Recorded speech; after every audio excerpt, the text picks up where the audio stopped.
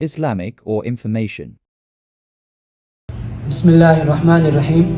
حضرت براء بن عازب رضی اللہ تعالیٰ عنہ کی حدیث میں جن 7 باتوں کا حکم آپ نے ارشاد فرمایا، ان میں سے تیسری بات فرمایا وَتَشْمِيتِ الْعَاطِسِ، چھینکنے والے کی چھینک کا جواب دینا، یعنی جب وہ اس کو چھینک آئے اور وہ الحمدللہ کہے تو جو الحمدللہ سن لے اس پر واجب ہے، جو جس تک آواز نہیں پہنچی یا اس نے نہیں سنا اس پر واجب نہیں، اور یہ بات ذہن میں رکھیں، یہ جواب دینا واجب ہے۔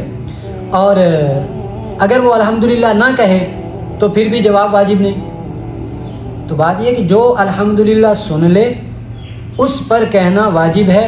ہاں، اتنی آسانی اللہ پاک نے فرمائی ہے کہ یہ واجب علی الکفایہ ہے، یعنی اگر 10 آدمی پاس بیٹھے اور 10 نے سنا ہے، ان میں سے کسی ایک نے جواب دے دیا تو سب کی طرف سے ہو گیا، اور اگر کسی نے نہیں دیا تو یہ 10 کے 10 ترک واجب کے گناہگار ہوں گے۔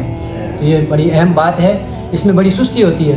حالانکہ آج سے کچھ سال پیچھے چلے جائیں تو یہ چیزیں اسلامی تعلیمات اتنی عام تھیں، بچپن سے ایسی تربیت کی جاتی تھی کہ کسی کو کہنا نہیں پڑتا تھا اور اس کو اس بات کا رواج تھا۔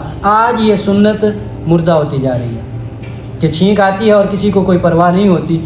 تو اس لیے اس بات کا خاص خیال رکھا جائے اور اس سنت کو بھی اپنی زندگی میں نافذ کیا جائے اور اس کا رواج عام کیا جائے، کیونکہ جو چیز رواج میں آ جاتی ہے نا وہ اس پہ عمل آسان ہو جاتا ہے۔ تو بہرحال جب چھینک آئے تو الحمدللہ کہنا چاہیے۔ بعض اطباء نے لکھا ہے کہ آدمی پر کوئی تکلیف آنے والی ہوتی ہے، کوئی مصیبت آنے والی ہوتی ہے اور اس کو چھینک آتی ہے، اس سے پھر وہ روک لی جاتی ہے، تو اس لیے یہ شکر کا کلمہ کہنا چاہیے الحمدللہ۔